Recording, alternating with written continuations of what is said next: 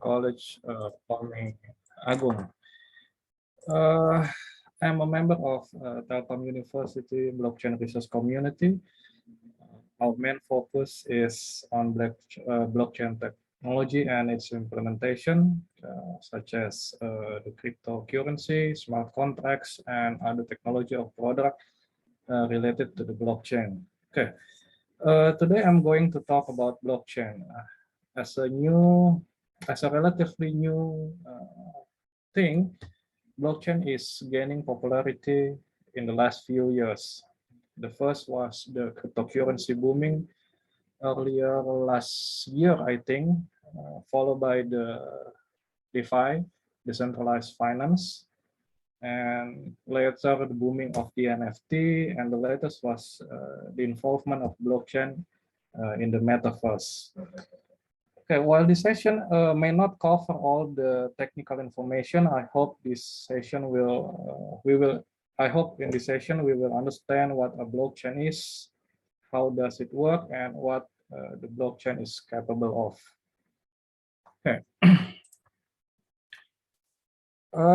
One of the reasons the blockchain was proposed was the long-lasting trust issue to the government, especially to the financial services. The issue was accumulated in 2007 or 2008, if I remember it correctly, when the housing bubble in the US burst, and it leads to the global financial crash. That caused a lot of people to lose their job and also their savings. Uh, we can continue by using. Excuse me. I think you can continue, Pak. Okay, I'm going to continue. One key example was when the Lehman Brothers, once of a very well-known financial service, I think it's the fourth largest investment bank in the US, collapsed in 2008. It brings down other financial institution and business, leading to global economic crash. Now, unfortunately, when we talk about modern transaction, especially in digital transaction, it's very hard for us to avoid financial institution or government. Why? Because first, they offer practicality. Rather than carrying the money ourselves in a transaction, we prefer to use services like money transfer at the ATM or mobile banking. Okay? This practice is more practical and also safer for us because we don't need to bring a lot of cash everywhere every time. Okay. Another reason is when we're dealing with some maybe dishonest merchant, we usually need bank services to help us to resolve the dispute, often reversing our transaction. Okay. But somehow, this intermediary can also become a problem. They create a single point of failure. Okay, for example, when their server are down, we cannot use their service anymore. When they perform misconduct, like in the Lehman Brothers case, people will lose money. Okay. As we depend more heavily on the institution, they can practically do whatever they want, and we can do little or nothing about it.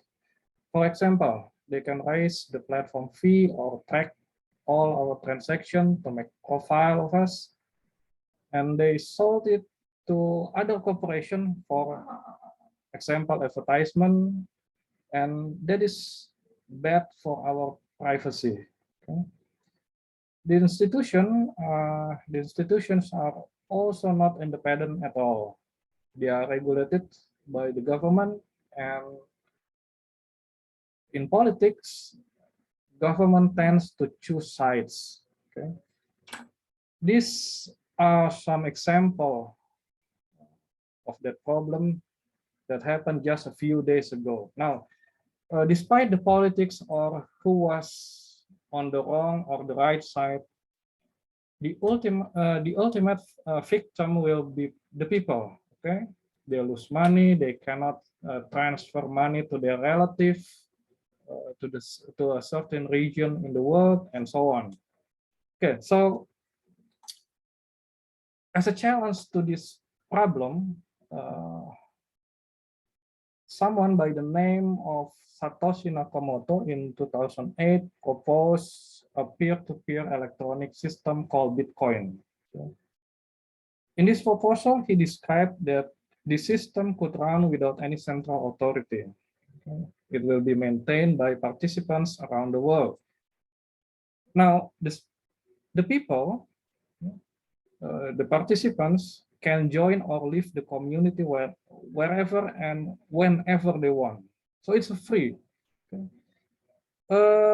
Because of the system is maintained by the community, the data state will be decided in a consensus way, which means the more people involved in the system, the stronger the system will be, and the safer the data will be.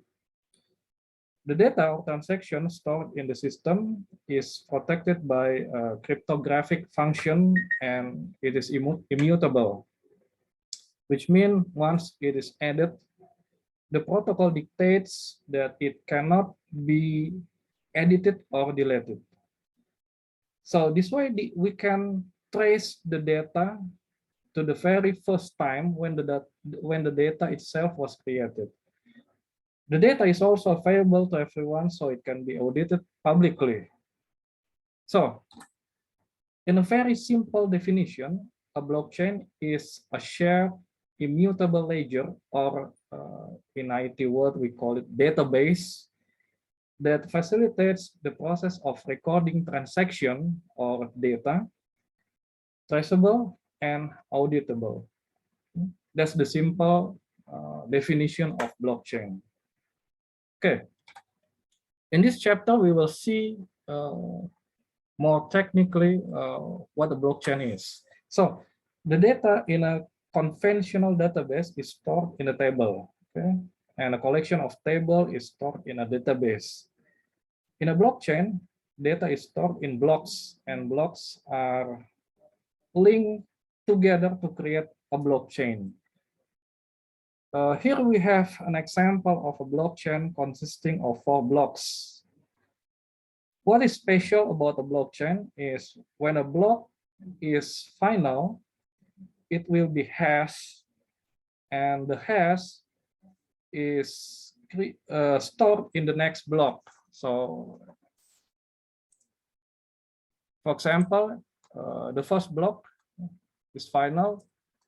Then we have this block hash. For example, the hash value is A. A will be stored in the next block.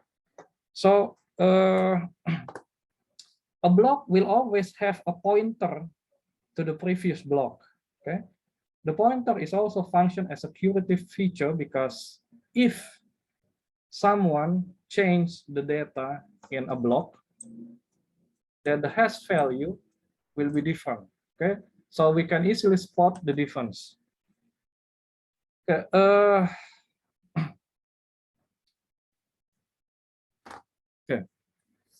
The transaction in a blockchain is look like something like this. On the far left, we can see that Alice is sending Bob data. To do this, she adds Bob's address. This is Bob's address. Sign the message, send the data with her private key, and send the data to the network.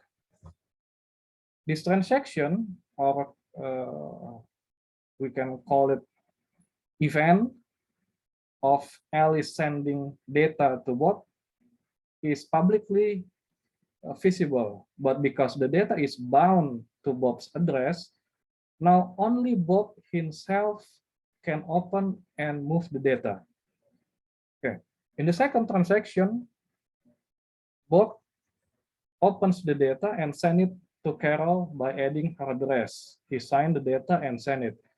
Now, the address is analogical to the email address.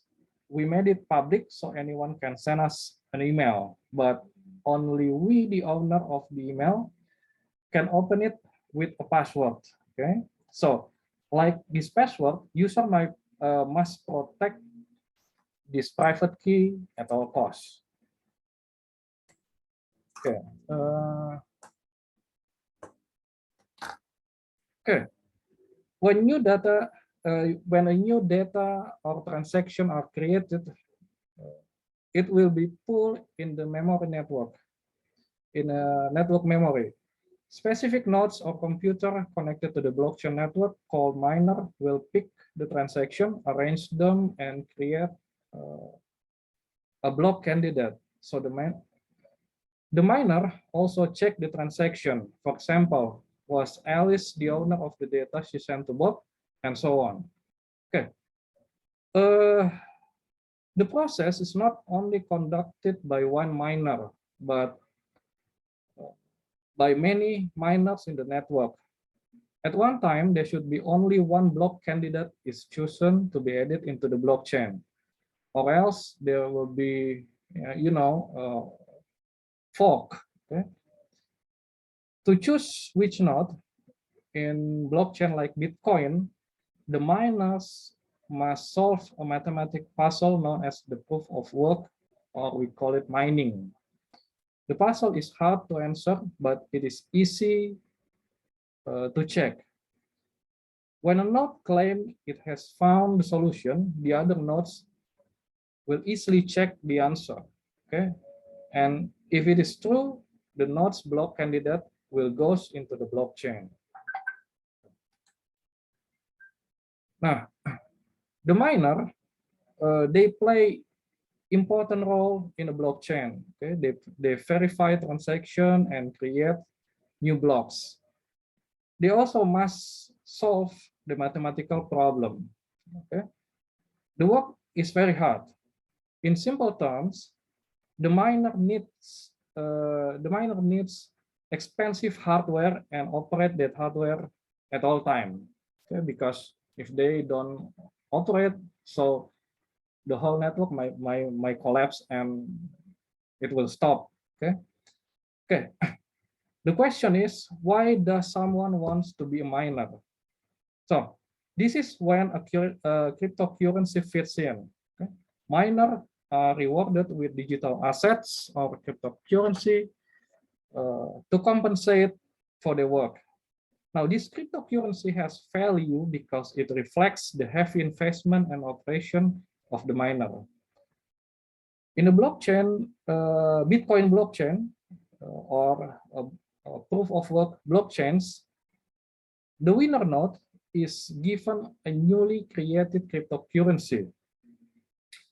This transaction is also called the coin-based transaction. Now, the cryptocurrency, or we call it cryptos, are considered as a digital asset or data. Now, later, the miner can sell the crypto to cover up their expense. So the cryptocurrency has value. Okay.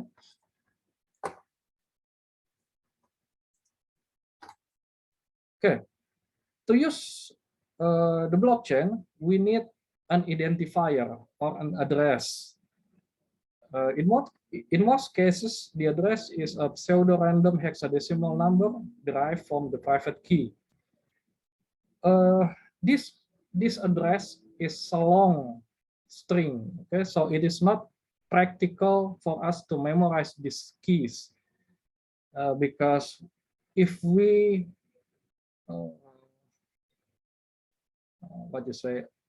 mistakenly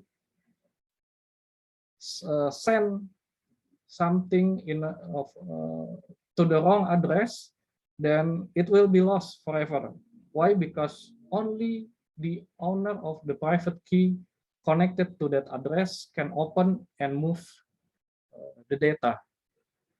So if we send or we connect an asset or a data to a wrong address, so that's it. It will be lost. Okay. So we also need a computer program called a wallet. Okay. This wallet will help us to store the key and manage the transaction of asset they are bound to that address. So we don't have to remember what is our key, what is my key, what is my private key, what is my address. So a wallet will do that for you.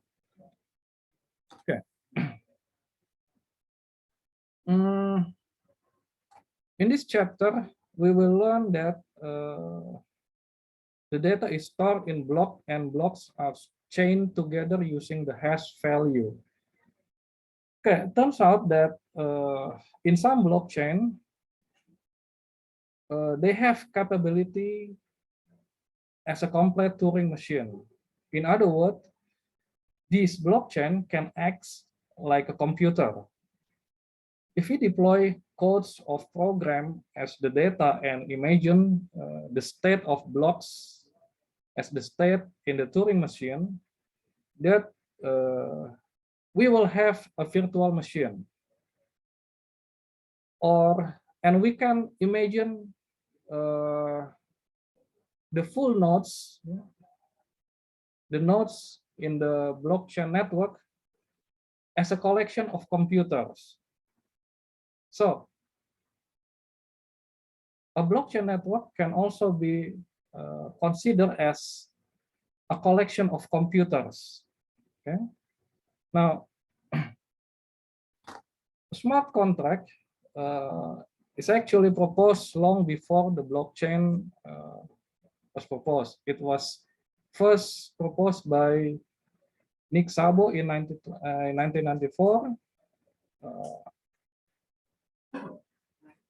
And a smart contract is a small program, actually a small program that executes something when a set of predefined conditions are met.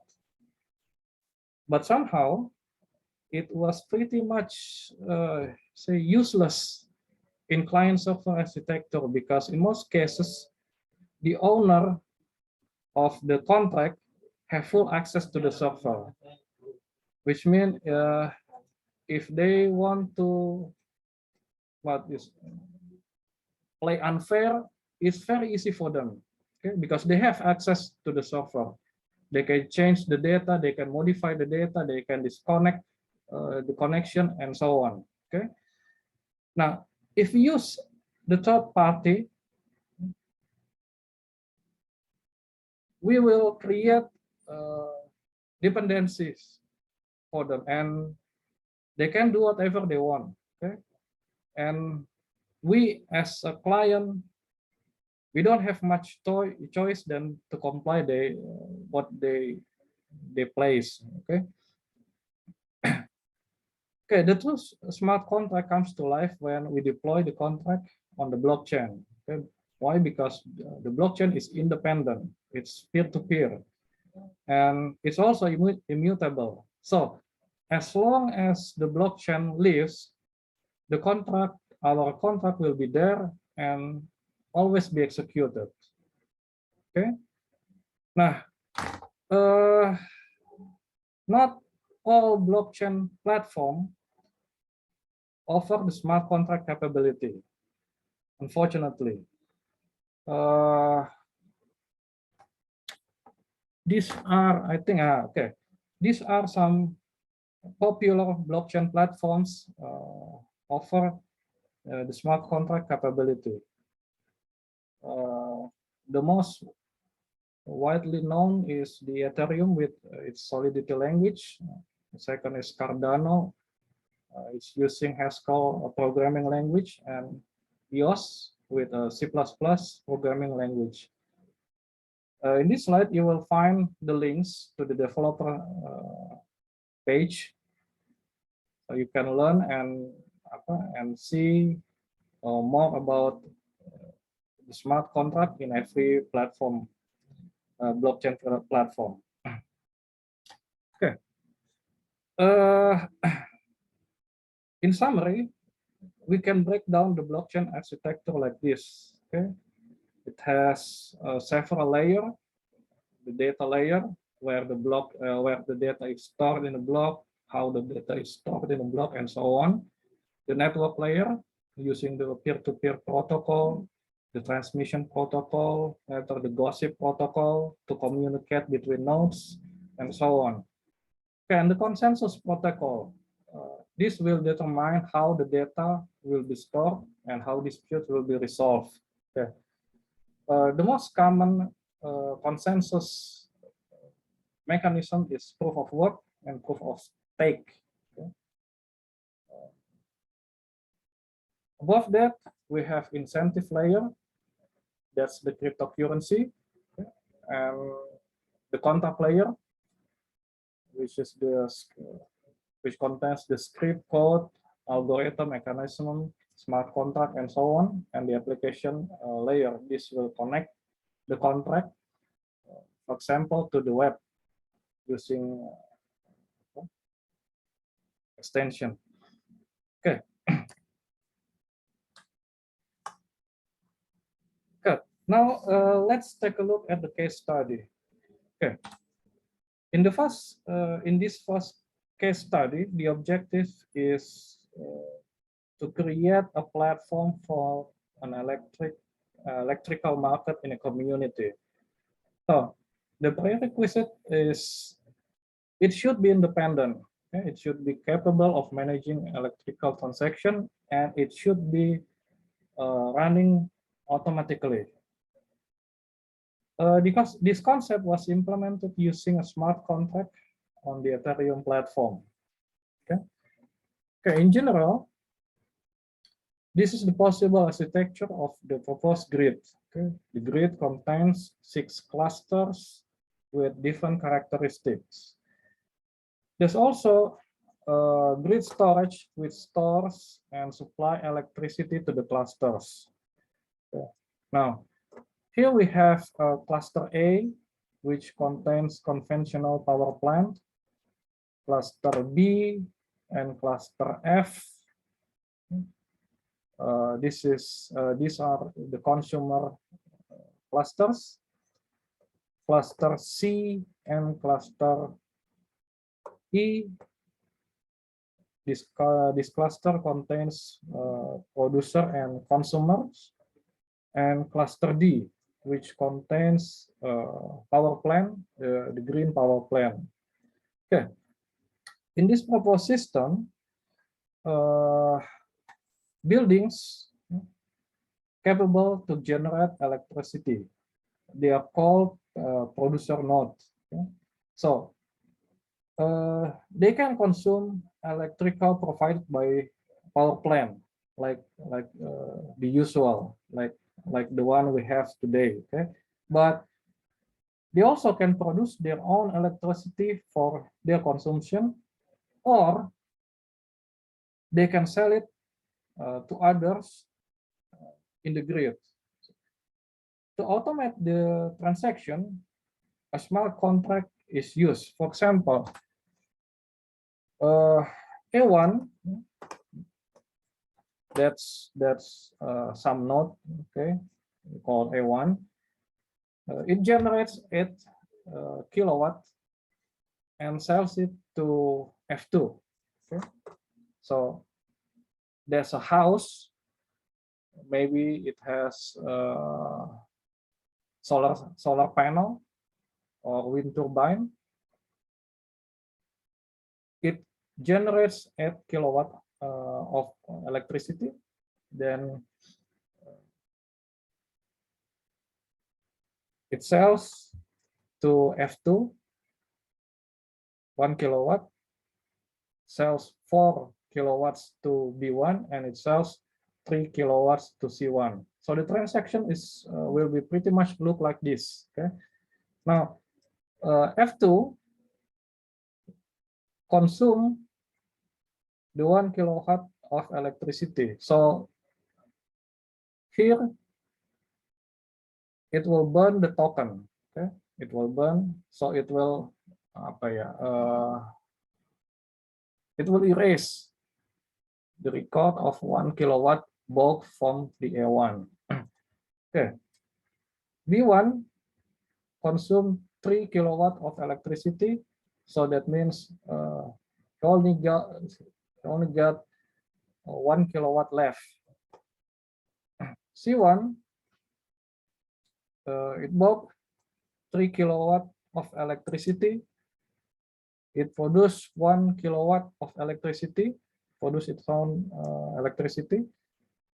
It consumes 2 kilowatts of electricity, and it has 2 kilowatt remaining. Okay. Now, this is the visualization of the transaction that happening in the smart contract. Okay. So, using a smart contract, we can provide an autonomous system that manage electricity transaction for the smart grid. Okay. This transaction is automatic, and it will be executed automatically when the consumer pays for the electricity. So when the consumer pays for the electricity, so it can use the electricity from the grid. Okay. Okay. In the second case study, we will observe how blockchain can be an ideal platform for both Web 3.0 and Metaverse. These are two hot technologies for today. Okay? Now, before we go on,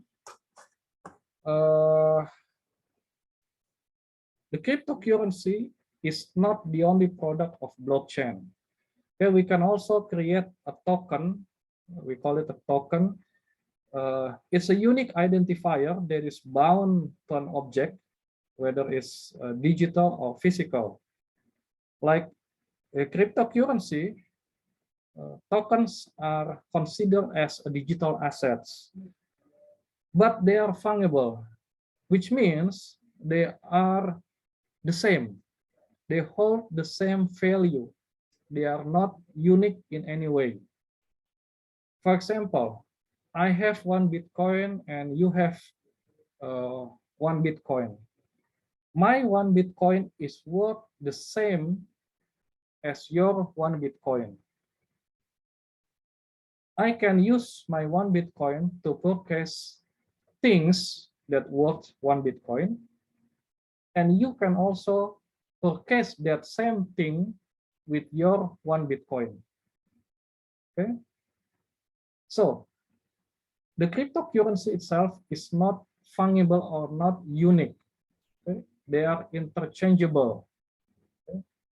If we change, if I give you my 1 Bitcoin and you give me your 1 Bitcoin, both of us can still buy the same product for 1 Bitcoin.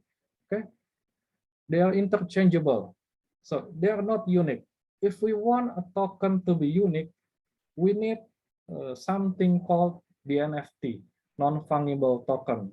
Okay, an NFT is a token, but it is unique or one of the kind. Okay, it also represents an object, digital or physical object. Okay, they are bound to objects in real world. Okay. Now, if we see this picture, now we are living in the Web 2.0 era, where many things on the web are owned by only a handful of corporations. For example, as we know today, Meta owns Facebook, Instagram, WhatsApp, what else? Oculus, perhaps, and so on. So this means the web now is less decentralized than it was. Okay, we have talked about the advantages of the centralized system. So to make metaverse, this big corporation started to monetize the web. They track our movement, they collect our data, they predict our consumer behavior, and they sold the data to other companies. Okay? So in this so-called Industry 4.0, data has become a commodity. Okay? Our data, our personal data. So it's not safe. It's not safe anymore for us, especially for our personal data. Web 3.0 is proposed as an answer to this problem. Okay. In Web 3.0, it proposed decentralization, autonomous, full privacy, and full control of our assets. Okay. Okay. So we can see here that the blockchain actually fits in the gap of the problem. Okay, it fits to the Web 3.0 requirements. Okay, now let's take a look at the metaverse. Okay, in 1992, Neil Stephenson published a novel, as perhaps you know, Snow Crash. It's where humans can go to the digital world, interact with each other, and perform daily activities. Now, this vision is captured by Silicon Valley people to create a similar world where we can live as we can live in the real world. Okay? So we create a digital world like it's a copy of our world today. Okay? Now, the concept of digital world is not new actually. There are many movies, many video games from the 90s that brought the concept. Okay, but only with today's technology, the activity is not limited to moving our what we call avatar with a keyboard, mouse, or joystick. Okay. Today we can use augmented reality, virtual reality to interact to those digital world. So it's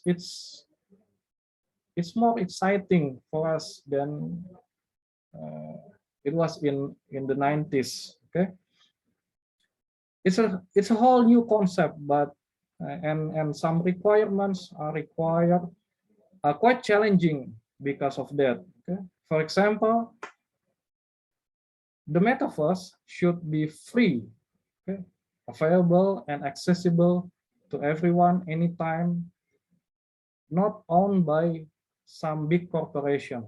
Why? Because big corporation tends to monetize our data. Okay, so imagine if we live in a in some metaverse, in some world in metaverse, they track down our activity too. That would be annoying for us. Okay. Okay. Number two is we should own and control what we are, okay, and what we possess in those worlds in metaverse. Okay. For example, if I have my money, I can buy some property in the metaverse. I can buy something in metaverse. I can exchange something in metaverse, and so on. Okay, so I should be able to control who I am in that world in metaverse, and what I possess in that world in metaverse. Okay. Now the third one is privacy. Despite of the using of avatar,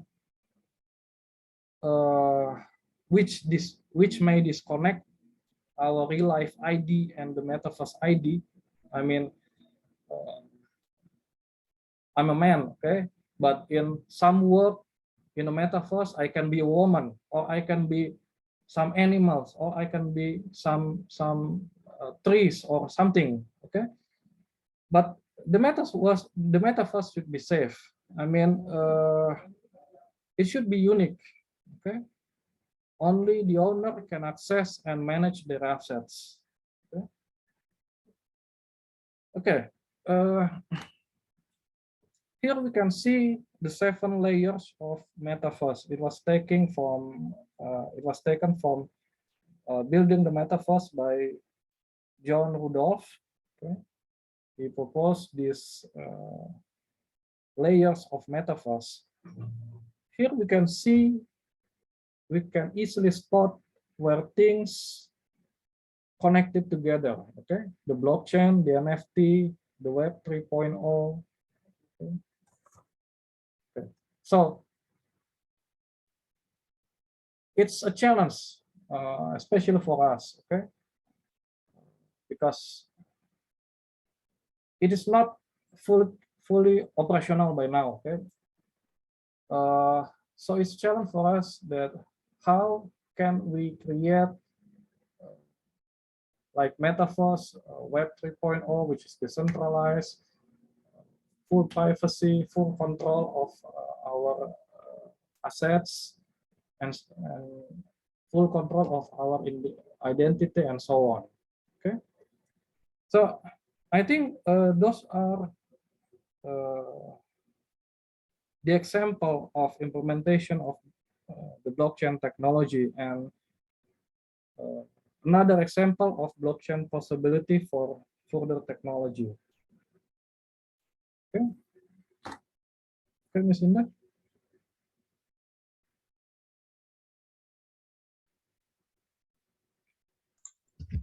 All right.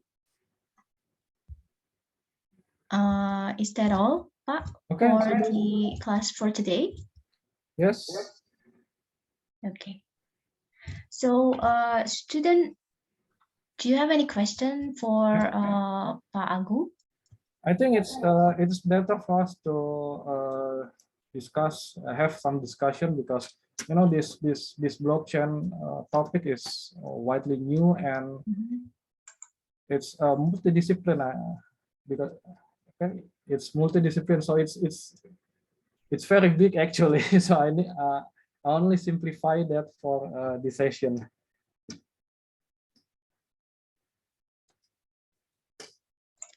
I think many of our students still try to get information about their Google Classroom.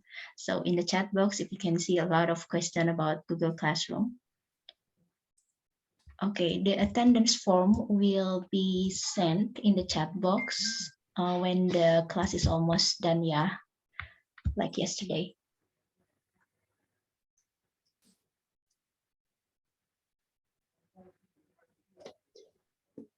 I think we have one question, Pak Agung, in the chat box.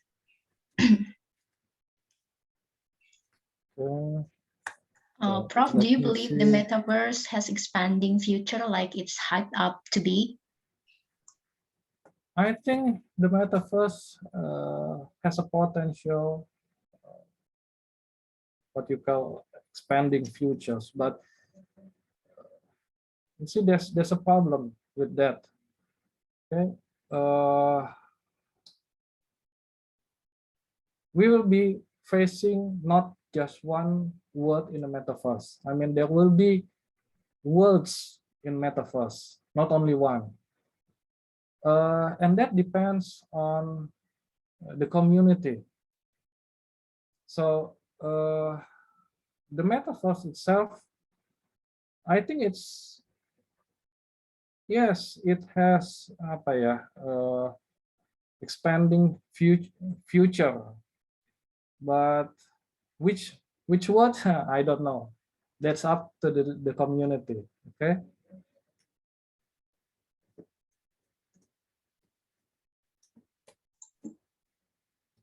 Okay, is there anybody who have a question?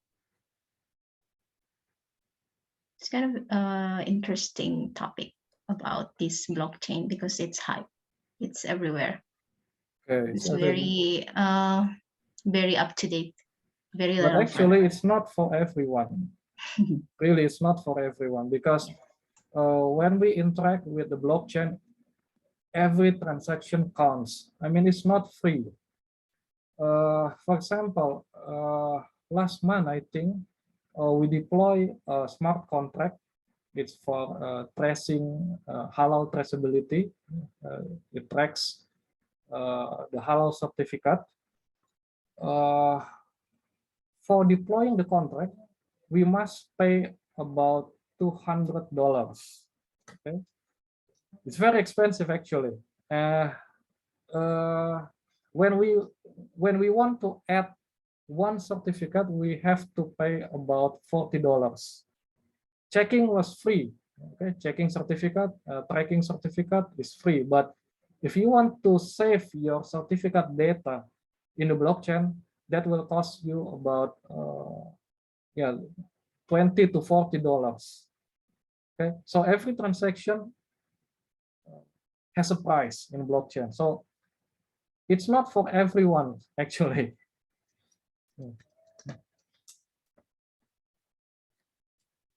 Okay, we have another question, I think. What's the difference between metaverse and the VR technology? The metaverse is the world, okay? So it's a digital world. The metaverse itself may consist to, like I say, words. You see, almost every big corporation today, they tend to create their own version of metaverse, okay, or we call it worlds. Okay, so we have this world, we have that world, we have world A, world B, world C. That's all called metaverse. Okay, now the VR technology is technology we use to interact with these worlds. Okay, like it's like when I say I play Pokemon. Okay, I play Pokemon. You can see a map in the Pokemon. Okay, now that map is a world. Okay, now the technology I use joystick or keyboard or mouse to interact with my avatar in that world. So in metaverse, we use VR technology. Okay, so VR is the technology we use to interact in the metaverse. The metaverse is the words.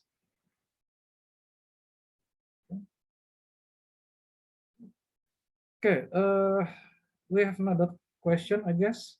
How do you think on the application of blockchain and cryptocurrency, will it be widely used in the future? The cryptocurrency itself, I think it will survive. Okay, whether it is banned here or banned there, it will survive. The crypto will survive, but will it be used to replace the current currency? I think not, because it's very dangerous. Let me give you an example. In a currency, state-owned currency like ringgit or rupiah, we have the government. Okay? The government set rules about the currency, but that's not what happened when you use cryptocurrency. Okay? There is no central authority to control that cryptocurrency. I mean, that cryptocurrency value is purely based on supply and demand. Okay. Now, if we talk about pure supply and demand, that's very dangerous. Why? Because people have emotion. Okay, like this. For example, like this lah. I'm a bad person. Okay, I wrote a hoax, a false news that tomorrow the Russia will attack Indonesia and Malaysia. that will bring down the stocks. Okay? The stock price will go down, and people will panic. They will sell their assets for cash, and so on and so on and so on. Okay. Take a look example for the stocks. Okay. In the stock market, the government regulate that there is a limit. The stock will go down or go up. Okay, there's a limit. We call that auto reject, upper auto reject and lower auto reject. So the price of the stock will not move beyond that point. But in cryptocurrency, doesn't have that limiter. Okay, so it can go up to the moon or strike down to the abyss. Okay, so that's very, how do you think? Yeah, it's very dangerous actually. Okay, the blockchain system, it may be used for transaction, for the monetary transaction, but the pure cryptocurrency, I don't think it will be it will replace the current currency at least for a long time. Okay.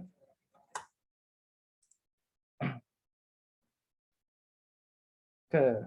Another question: what companies do you think will dominate the metaverse? Now, this will depend on the market because it's community based. Okay. Which company has the most the largest community?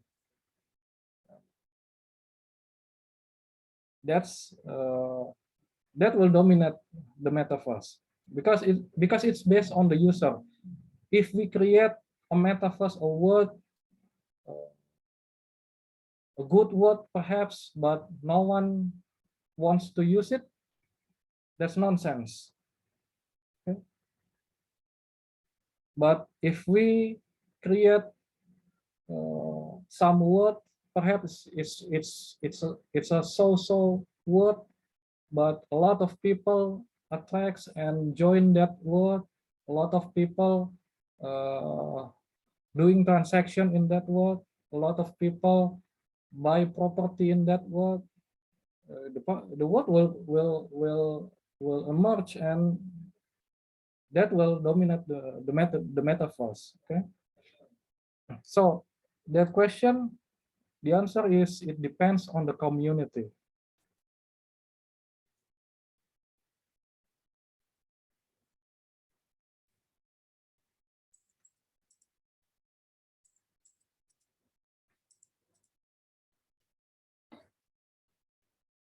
Okay, Miss Indah, Miss Lia.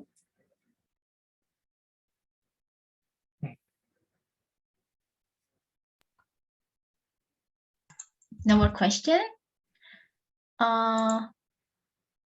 Is the question from Hazik already answered? Wait. In reference to the above question by Muhammad Daifa, wouldn't said companies would be its own government, governing its digital space or metaverse, discreetly employing its interests to its participant? It's a quite long question. It could be potential higher than the nation so far in which we see it happen in Google. Yes, it might.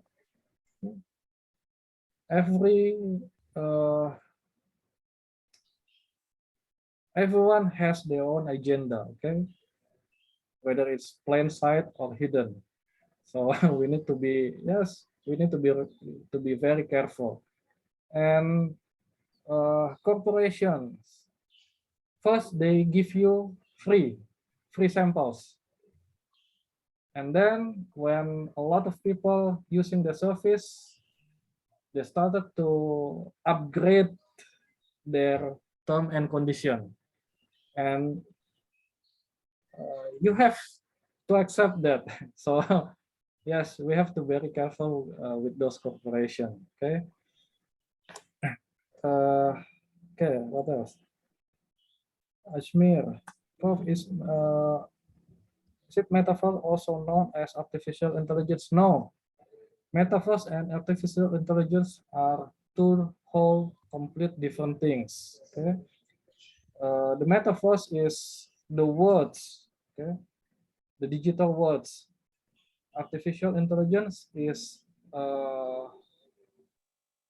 how things, how objects can behave like a real person. Okay, so for example, when you play games, there are NPC, non playable characters. Okay, they but they can react to what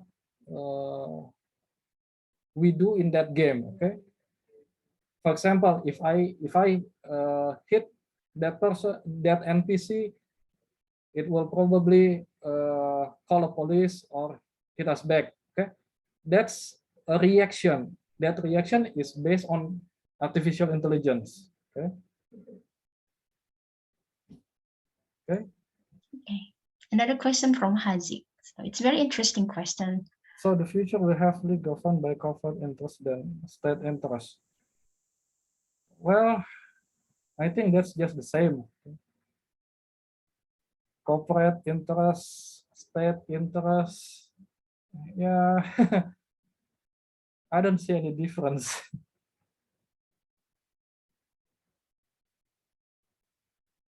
Okay. Okay. Yeah, from The Ron. question is, I think the question is,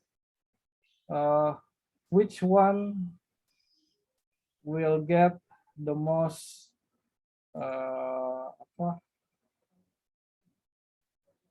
the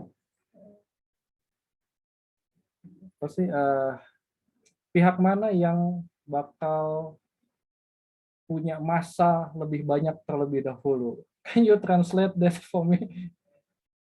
I think which one is going to have the most people, Okay. the most followers. Yeah, because more follower means more power, more control. Okay, so that's it. So we also have question from Ron as follow-up to the question by Hazik. If in the future crypto is regulated by the major banks, is there a possibility that our transactions will be tracked?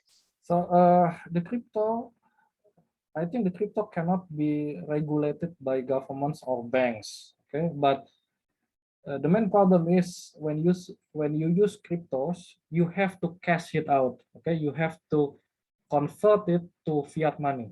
For example, I want to send someone in America money. Instead of transferring money, my rupiah or US dollar or ringgit directly to America using banks, I can convert it to, for example, Bitcoin. Okay, I convert it to Bitcoin. I send the Bitcoin using Bitcoin network, and my friends in America, he will convert it back to US dollars. Okay. Now the transaction fee, I think, will be cheaper.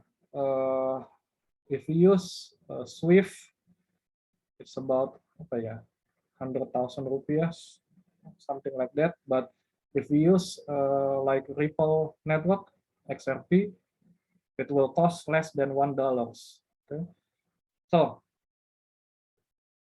the government cannot interfere with that transaction, but they can interfere when you cash out the money. Okay, why? Because when you cash out the money, you will need an exchange, crypto exchange. Now, crypto exchange are companies, and companies are bound to local regulation, especially know your customer regulation, KYC. Okay, so they will have your personal ID, they will have your data there, and they can track you. Oh, this man received Bitcoin from someone in Indonesia and cash out to US dollars. Okay, they will track that. Okay, we have statement from Hazik. Hazik, would you like to open your mic and just mention your statement directly to Pak Agung? I think you look like you're very interesting with this topic. Right. Am I audible? Yes. Okay. I kind of actually just agree when you say that the intertwine between like corporate interests and state interests has been like happened ages long ago. As you mentioned just now, for example, like the Dutch East India Company, which so far has I'm not sure how much revenue they has created, but could we potentially a futuristic, perhaps a meta Dutch East India company as we're approaching like the metaverse, as you said? Okay, that might happen actually. So it doesn't matter. I mean, it doesn't matter whether it is a corporation or government, but if you have well, they have their own agenda. Okay, Right. Mostly profit. Okay, so I think whoever get the most follower will lead this industry. Okay, because it's it is community drive industry. So you have more follower, then you can lead the market. Right. That's what Facebook is doing right now, okay? Gathering masses. Yeah, and also just a follow to that, it's so far the initial intent of like to decentralize it, to actually make it community based, make it not actually owned by a single large entity or so to monopolize the this segment of the tech space, you know, the cryptocurrency, the metaverse and such. Would you say that when this has actually matured, because Facebook initially was to actually be driven by community for the community and such, and now it actually has become of what's become an entity of what is actually arguing against from where it's actually initially implemented. And the question I will raise you that will this dilemma of the initial setting where no, because like Web3 was everyone was propagating like it's gonna be, you know, instead of like view and edit, we actually will have ownership of the internet. Would that actually just be a false and a fairy tale idea of what all of us are experiencing? Okay. The term decentralized itself is very hard to implement. Okay. First, we think that the Bitcoin and other cryptocurrency, especially the proof of works, okay, the mining, are decentralized. But when you trace that miner's IP, mostly they come from China. Okay, so what a decentralized is, it's very hard for us to implement, especially in this digital era. Why? Because, well, they can interact from all around the world. Okay, and And yes, that's very hard, to implement the decentralized this term decentralized. Okay, but yes, I think that's what they are trying to do. Okay, to disperse to escalate more power to others.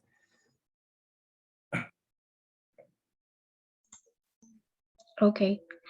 I think that's the answer, Hazik. Thank you very much for the discussion. It's been very interesting. So we have another question from Salah. Salah Fayek. Salah, are you there? Do you want to ask directly to Pak Agung? So the metaverse will contain what's inside. Basically, it's a container for all. Yes, yes. The term metaverse is used to represent words, okay, digital words. So in this metaverse, we can have 1, 2, 3, and many words.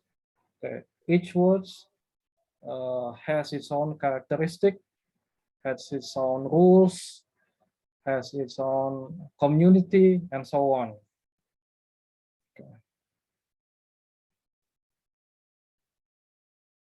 Okay, Ron said thank you. And also thank you for Hazik. Salah, right? If you have a further question, I think you can reach me by my email. Okay, Salah? Yes, sir. Can you hear me? Okay, you're welcome. I just want to ask you something else, sir. Okay. Okay, so what kind of control do they have over the world, the main company who runs everything? Excuse me, gimana? The main company, Meta, who contains all the worlds, what kind of control do they have over each world individually? Like, can they control the data inside? Can they gather data from each world, for example? Actually, that's I cannot answer that because I'm not part of them. Okay, and the problem is they can and they will change the term and regulation all the times. Okay, for example,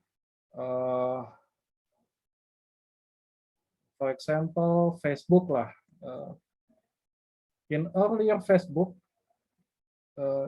it doesn't have any advertisement. Okay, but when the user rising up, they monetize their platform by advertising. So if you scroll down, if you watch something or explore something in Facebook, you will probably see advertisement. Okay, they will change their term and condition, and we will have little power than accept that. So I think it's a challenge also for young people like you. Okay, how to create such a free independent platform, but when you succeed, and I guess most of you will succeed, don't sell it to the big corporation.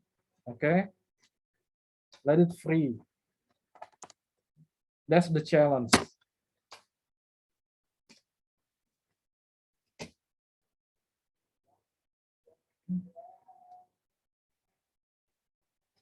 We have Hazik again in the chat box.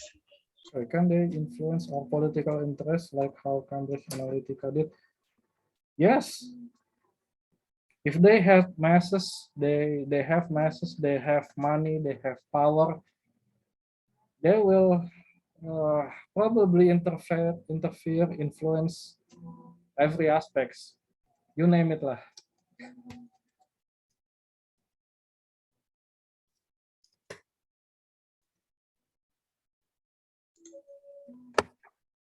Okay, thank you, Salah. I think Salah is quite satisfied with the answer. And we also have question from Ron Palu. The regulation of Bitcoin in the country. Okay.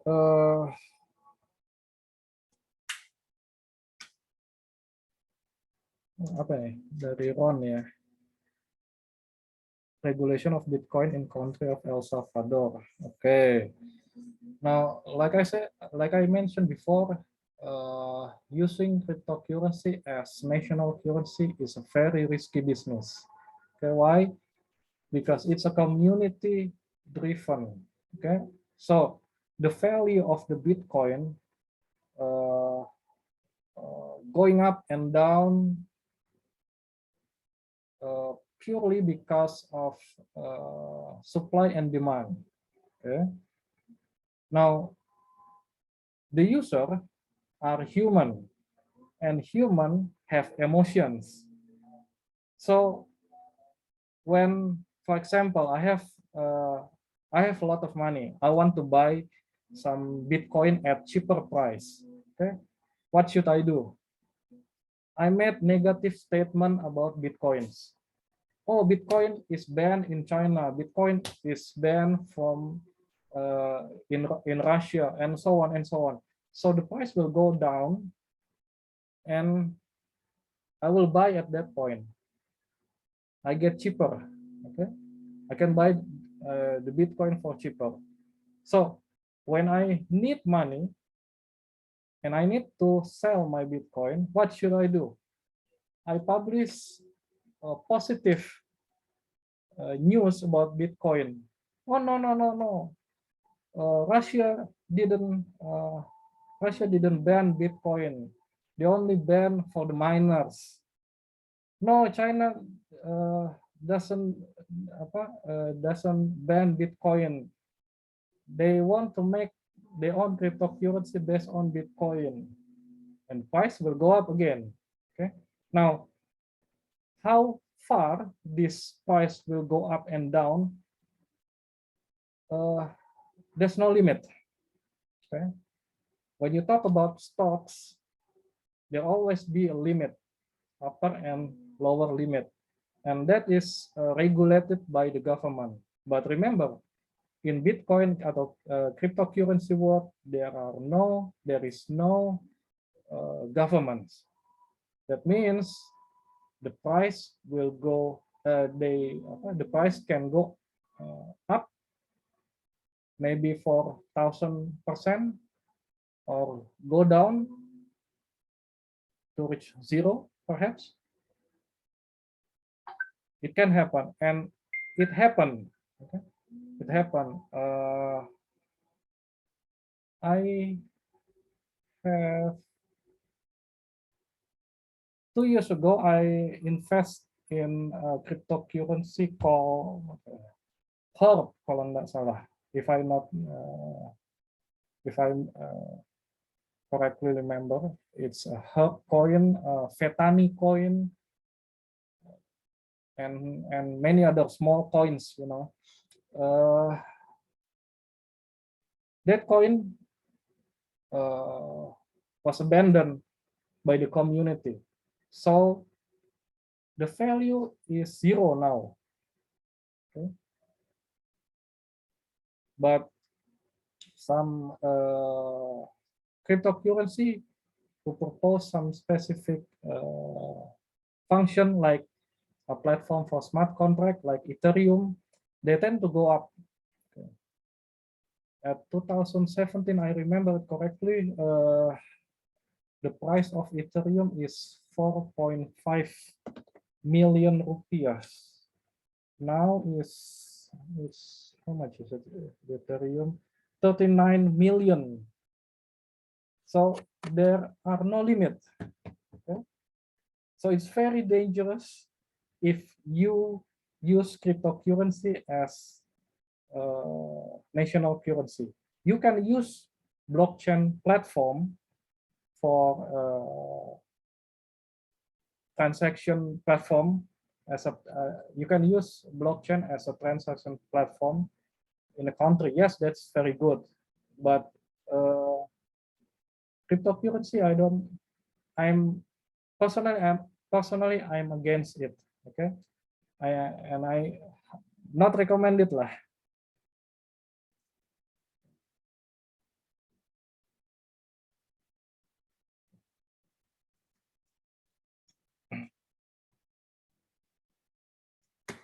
Okay, so Okay, is there any more question for today's class? If not, I would like to remind you that we share the feedback link, which is also will be considered as the attendees list. So please, to all participants, you are mandatory to fill out the questionnaire. Okay, maybe we can all ask questions. I'll have one more question. Prof, can you please share thoughts about the XRP lawsuit? Okay, I'm following this XRP lawsuit myself. Okay, personally, I have their coins. I invest in their coins.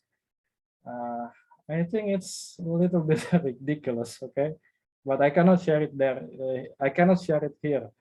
There's more politics than financial or technological side of it. Okay, it's yeah, you know lah. It's very politic. Okay. Okay, so that's the answer. Yeah. I think if you should have any further question, you can reach me by my email. Okay. Okay. Can you please maybe share your email in the chat box?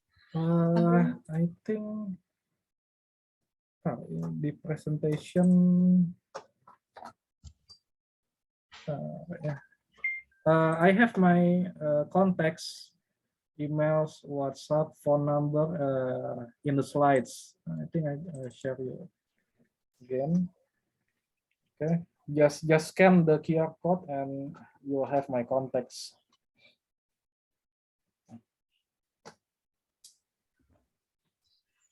Okay, Nur Fatiha also have question, Prof. You think Bitcoin is good for future?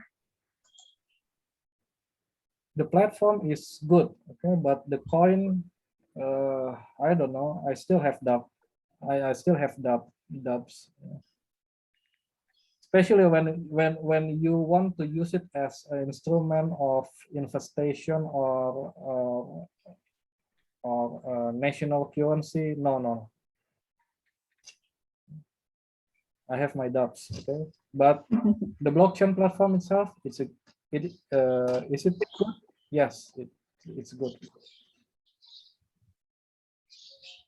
Okay, so there you go. Yeah, I think the world is changing a lot nowadays. You know, we have things that we don't in my generation, maybe we don't have it, but in your generation and in your children generations, it's gonna be many new things that will apply in the world. And it's lucky that we have this short program so we can all learn about it and maybe just know more about it. Okay. One last thing, as a reminder, actually, every technology has double sides. I mean, it depends on how the user uses it. Okay, it may be good, it may be bad. Okay, like the cryptocurrency, it's good because it eliminates the third party. Okay, but it's bad.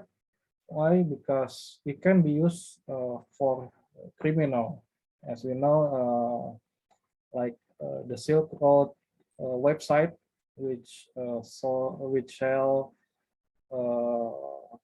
illegal stuff like that. The metaverse, for example, is good because, especially in this pandemic era, in this pandemic, we cannot meet face to face. Okay, there's a limitation to it. So we can use the metaverse for meeting, for class, and so on. But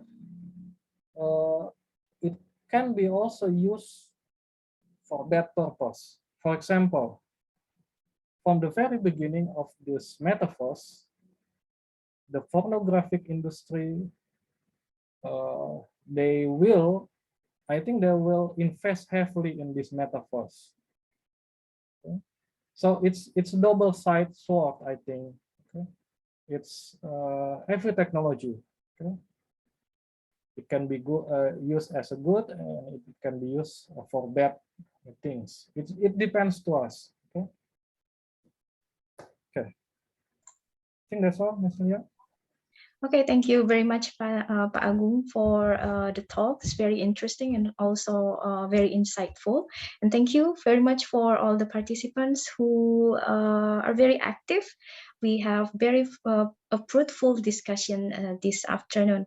So once again, I want to remind you that we share the feedback link in the chat box. So kindly fill out the feedback link. It is also an attendance list. So it is mandatory for all participants to fill out in order to get e-certificate. So the next class is gonna be, I think, Friday, Yes. 9 March 2022 at the same hours. We will send you the link to join the class later. And once again, the access for a Google Classroom, maybe Miss Indah, you can share about the access for the Google Classroom once again, because we have many questions about it. Okay, so can you hear me? Yes.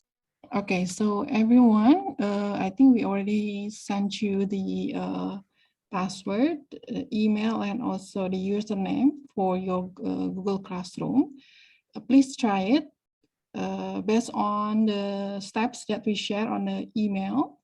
If you have a problem, please send us the email so we can try to help you as soon as possible. So I think most of the students are now already in the Google Classroom, already joined the Google Classroom. So if you still have a problem, fill the form. Sorry, it's okay. So if you still have a problem, please send an email to info@io. I will type it for you.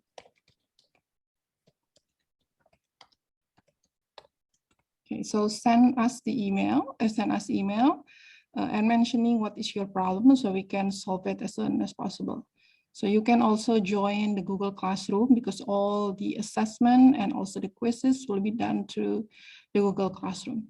Okay, thank you. Okay, great, thank you. And for Telkom University students, it is easier for you to access because you already have the SSO account, and you also have the student emails from Telkom University. So use that to access the Google Classroom by accessing sso.telkomuniversity.ac.id.